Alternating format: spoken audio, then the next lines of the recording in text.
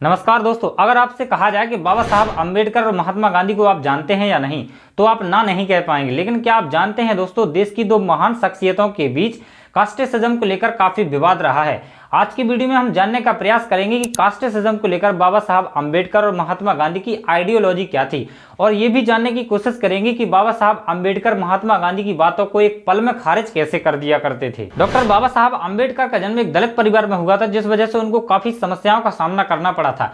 School के दौरान उन्हें बोला जाता था कि वे अपने घर से बोरी लेकर आएं, क्योंकि उन्हें स्कूल के सभी बच्चों के साथ नहीं बैठाया जाता था।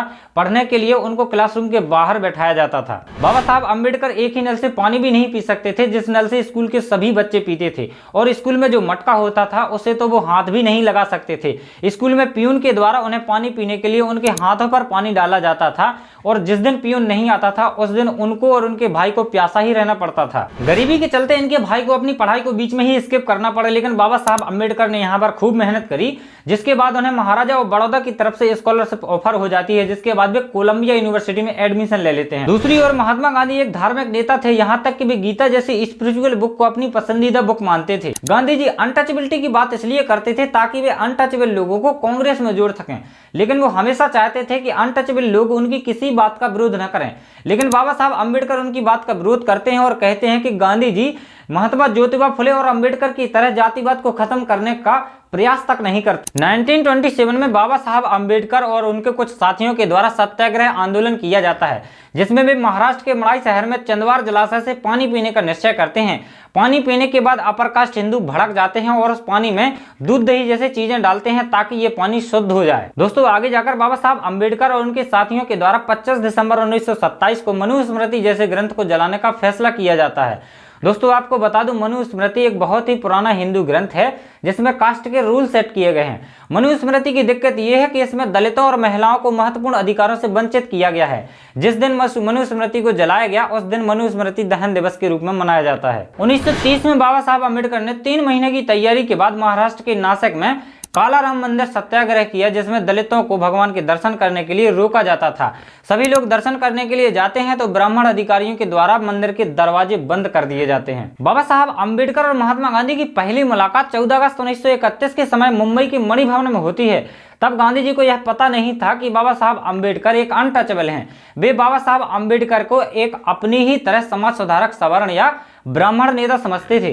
बाबा साहब का मानना था कि जो सफाई कर्मचारी हैं उन्हें समृद्ध बनाया जाए, उन्नत बनाया जाए और शिक्षित बनाया जाए, जो कि एक तरह से नीचा दिखाने वाला रास्ता था। वहीं दूसरी तरफ गांधी जी केवल अनटचेबिलिटी को हटाकर हिंदुत्व की बात करते हैं, जो कि बाबा साहब अम्बेडकर खारिज कर देते हैं। लंदन स्कूल ऑफ इकोनॉमिक्स से डॉक्टरेट तक पढ़ाई करने तक बाबा साहब अम्बेडकर को कास्टिसिज्म का भारी मात्रा में सामना करना पड़ा, जिस वजह से उन्हें हिंदुइज्म से नफरत सी होने लगी। दोस्तों, बाबा साहब अम्बेडकर का मानना था कि गांधी जी दोहरी भूमिका निभाते हैं, क्योंकि यहाँ पर गांधी जी ने 2 अखबार लॉन्च करे थे। पहला हरिजन, इस अंग्रेजी अखबार में गांधी जी ने स्वयं को जाति व्यवस्था और अनटचेबिलिटी का विरोधी बताया। वहीं दूसरी तरफ गुजरात समाचार पत्र में गांधी जी ने स्वयं को जाति व्यवस्था और रूढ़िवादी का समर्थक बताया। दोस्तों, महात्मा गांधी का मानना था कि अनटचेबिलिटी हिंदू धर्म का हिस्सा नहीं है। अनटचेबिलिटी एक तरह से पाप है हिंदुओं के लिए, और इसी के लिए उन्होंने हरिजन सेवक संघ की स्थापना करी पूरे भारत में, जिसे पहले ऑल इंडिया एंटी अनटचेबिलिटी के नाम से जाना जाता था। महात्मा गांधी दलितों के लिए हरिजन शब्द का इस्तेमाल करते हैं, जिसका अम्बेडकर और उनके साथियों के द्वारा विरोध किया जाता है,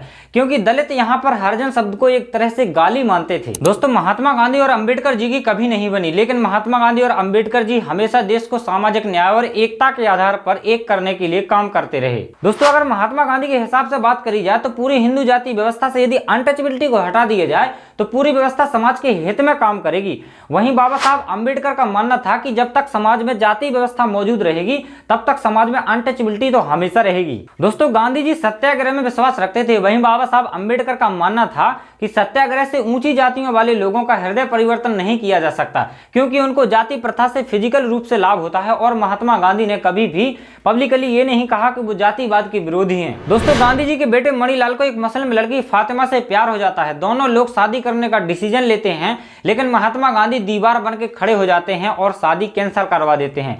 इसके बाद 1927 में इनके दूसरे बेटे देवदास ने भी एक कांड कर दिया, ये भी एक लक्ष्मी नाम की लड़की से शादी करने का डिसीजन लेते हैं, परंतु महात्मा गांधी इनके डिसीजन को भी कैंसिल करवा देते हैं। कहते हैं कि सेम कास्ट से बिलोंग नहीं करते और बनिया ब्राह्मण की शादी यहाँ पर नहीं हो सकती। दोस्तों आगे जाकर 1932 में महात्मा गांधी की राय बदल जाती है और वो एक्सेप्ट करते हैं कि वो गलत थे और कहते हैं कि इंटरकास्ट मैरिज हिंदुइज्म को कमजोर बना रहा है। दोस्तों आगे जाकर अक्टूबर 1935 में बाबा साहब अम्बेडकर ने नासिक की एक कॉन्फ्रेंस में हिंदू धर्म छोड़ने की घोषणा कर दी।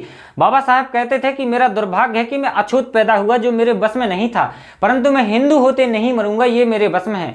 बाबा साहब ने शुरुआत में सिख धर्म को अपनाना चाहा, परंतु कुछ प्रॉब्लम्स की वजह से वे बुद्धिज्म में कन्वर्ट हो गए। यहाँ पर बाबा साहब अम्बेडकर का मानना था कि अगर दलितों को समान नागरिक बनना है तो उनको किसी दूसरी आस्था को अपनाना पड़ेगा। दोस्तों महात्मा गांधी 1948 तक यानी अपने अंतिम दिनों के पहले तक वर्ण व्यवस्था और जाति व्यवस्था का विरोध करने के लिए तैयार नहीं थे। वे केवल सनातनी हिंदू होने तक ही संतुष्ट थे। दोस्तों बाबा साहब अम्बेडकर और महात्मा गांधी आजीवन एक दूसरे के विरोधी बने रहे। कानूनी रूप से तो छुआछूत खत्म हो गया है, परंतु आज भी दलितों के साथ भेदभाव किया जाता है। बाबा साहब अम्बेडकर महात्मा गांधी पर आरोप लगाते हैं कि उन्होंने दोहरी भूमिका निभाई है ताकि वे सबकी नजर में अच्छे बने रहें। ऐसा नहीं है दोस्तों कि केवल हमारे देश में ही समस्याएं थी। अमेरिका जैसे देश के संविधान में भी बहुत कुछ नहीं था।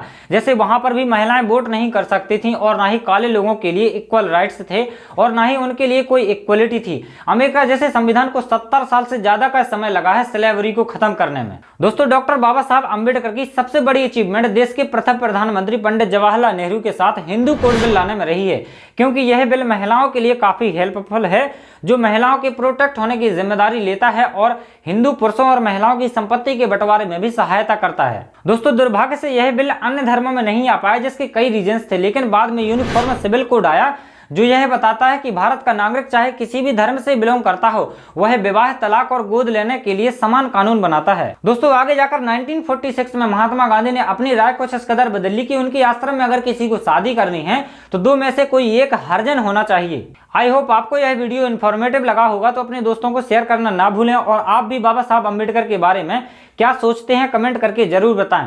मिलते हैं ऐसे ही किसी नेक्स्ट वीडियो में, तब तक के लिए जय हिंद।